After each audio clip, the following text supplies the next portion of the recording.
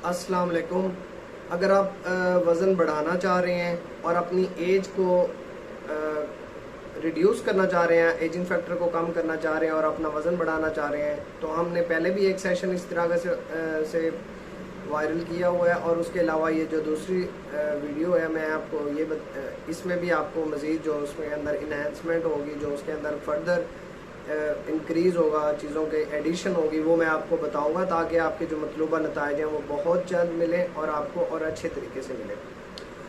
तो देखिए, पहले मैंने आपको जेंडर की बेस पे एक कुछ चीज़ें बताई थी कि भी आप किस लेवल पे लाए कर रहे हैं और कौन सा आपका जेंडर है और आपने क्या क्या चीज़ें हैं जो अपनी डाइट के अंदर इस्तेमाल करनी है, वो मैंने आपको एक स्नैक्स आपकी डाइट में ऐड कराए थे। आज जो चीज़ें मैं आपको बताने लगा हूँ वो मैं आपकी मील में एडिशन कराने लगा हूँ। और आपकी मील में एडिशन के लिए आज मेरे पास जो 3 चीज़ें हैं वो हैं। और ये 3 चीज़ें ऐसे हैं जैसे गाड़ी के अंदर एक ड्राइवर की रिक्वायरमेंट होती है। अगर गाड़ी के अंदर सारा कुछ मौजूद हो लेकिन उसके अंदर ड्राइवर ना हो, तो मतलब ये है कि आपकी गाड़ी जो है ना वो ट्रैवल के लिए तैयार नहीं है। बस पैसेंजर उसके अंदर हैं लेकिन ट्रैवलिंग के लिए गाड़ी तैयार नहीं है, वो मूव नहीं कर पाती। तो इन 3 चीज़ों में मैं आपको बताऊंगा कि इन 3 चीज़ों के नाम क्या हैं, इन 3 चीज़ों के सोर्सेज क्या हैं और ये 3 चीज़ें हमें कितनी मिकदार में इस्तेमाल करनी चाहिए और कितनी मिकदार के अलावा एंड पे आपको ये बताऊंगा कि कौन सी जो मिस्टेक्स हैं, ये 3 चीज़ें हम इस्तेमाल कर रहे होते हैं लेकिन उन चंद गलतियों की वजह से इन 3 चीज़ों के हमारे पास कोई खातिर खार नताइज नहीं आ रहे होते।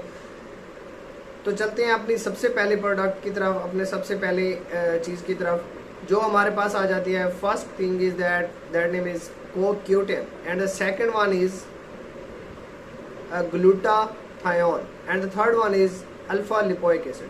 देखिए, ये ग्लूटाथायोन, अल्फा लिपोइक एसिड और CoQ10, एक चीज़ आपको बताता चलूँ कि इन 3 चीज़ों को आपने कॉम्बिनेशन में यूज़ करना है। कभी भी आपने इनको सेपरेट वे में यूज़ नहीं करता, ना ही इनको सेपरेटली आपने ट्रीट करना है। अगर आप वेट गेन करना चाह रहे हैं, आपका एजिंग फैक्टर जो है ना वो इंक्रीज़ है, आप 30 के हैं और आप 40 के दिखते हैं, आप 50 के हैं, आप 60 के दिखते हैं, तो आपके लिए ये बहुत ज़रूरी है जो चीज़ें मैं आपको बताने लगा।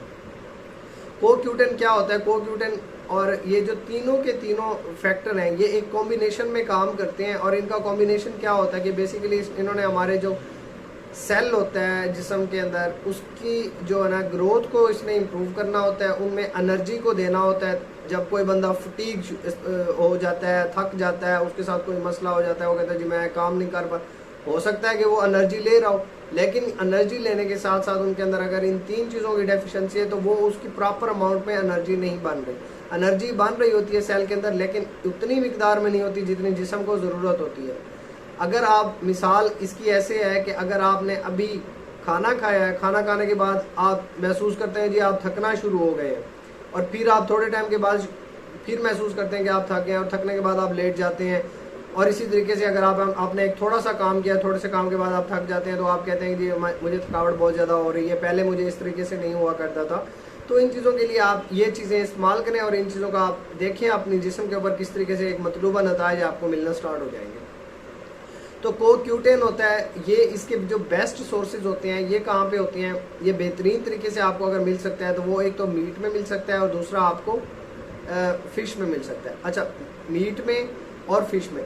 मीट में अगर मैं आपसे बात करूं तो उसमें आपने बीफ लेना है और अगर फ़िश की बात करूं उसमें आपने ट्राउट और जो दूसरी होती है हेरिंग फिश, ये चीज़ें आपने इस्तेमाल करनी है।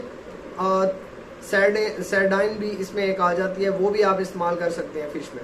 अच्छा, दूसरे नंबर पे जो हमारे पास आ जाता है वो हमारे पास आता है ग्लूटाथायोन। ग्लूटाथायोन के जो बेस्ट सोर्सेज हैं उसमें आप एवोकाडो ले सकते हैं, जहाँ से आपको ग्लूटाथायोन मिल सकता है वो एवोकाडो से मिल सकता है। एवोकाडो के अलावा आपको कहाँ से मिल सकता है? वो स्पेनिश से मिल सकता है, यानी कि पालक से आपको मिल सकता है और इसी तरीके से नाशपाती से मिल सकता है। तीसरे नंबर पे हमारे पास आ जाता है alpha lipoic acid. Alpha lipoic acid जो होता है ना, ये एक फैट सॉल्युबल चीज़ है और ये जब भी आपको मिलेगी ये आपको फैट के साथ इसका जो कनेक्शन होता है वो ज़्यादा होता है, ये वाटर के साथ इसका कनेक्शन इतना नहीं होता। तो ये आपको कहाँ से मिल सकती है? Alpha lipoic acid. इसके लिए आपको ये पोटैटो में मिलेगा, यानी कि आलू, ब्रोकली से मिल सकता है और इसके अलावा बीट से मिल सकता है और सम अमाउंट मतलब थोड़ी सी मिकदार में आपको बीफ से भी मिल जाता है।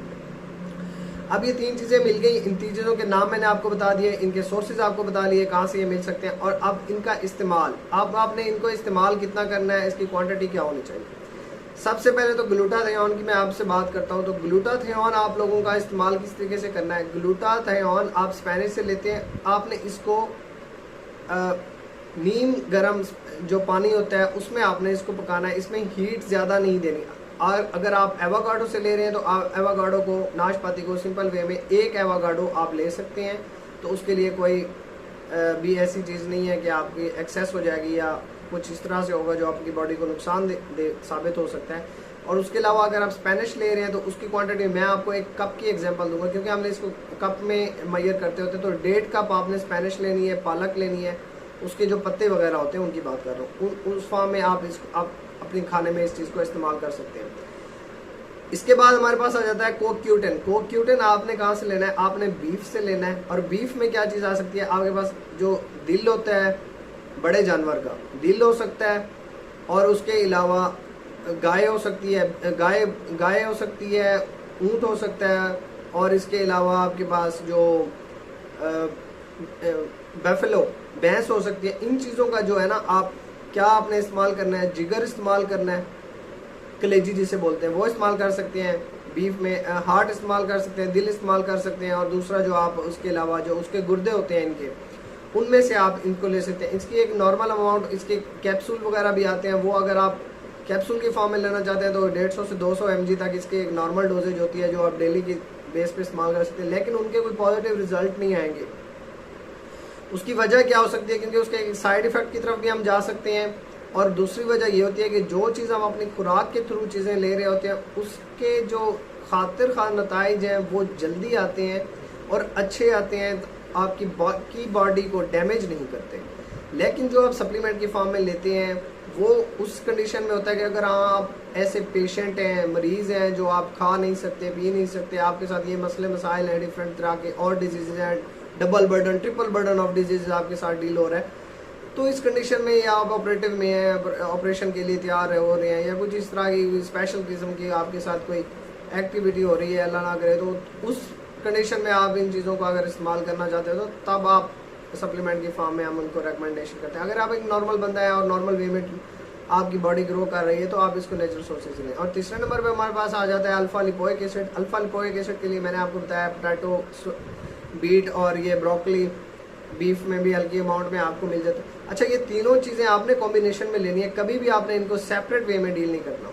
और अगर अल्फा लिपोइक एसिड की मैं आपको डोजेज की बात करूं तो इसको आप 300 mg से 600 mg तक ले सकते हैं। अगर आपने सप्लीमेंट की फॉर्म में लेना है तो वो, अगर आप सप्लीमेंट की फॉर्म में यूज़ करना चाह रहे हैं तो आपने इनको एम्प्टी स्टमक यूज़ करना है। कभी भी आपने इनको जो है ना आफ्टर मील नहीं लेना। एम्प्टी स्टमक अगर आप इसको यूज़ करेंगे तो इसके आपको बहुत अच्छे रिजल्ट्स मिलते हैं। पहली वही बात आ जाती है कि अगर आप इनको जो खाने के सोर्सेज हैं उनसे लेंगे तो उसका कॉम्बिनेशन आपके लिए ज़्यादा बेटर होगा बजाय इसके कि आप सप्लीमेंट लें। अगर आपके साथ खुदा ना खास्ता कोई इस तरह की स्टेट में आप नहीं हैं, मतलब आप ना ऑपरेटिव स्टेट में है, ना ऑपरेशन है आपका, ना आप कोई खाने पीने में आपको कोई मसला है, तो आप इसको जो है ना फ्रूट की फॉर्म में ले सकते हैं।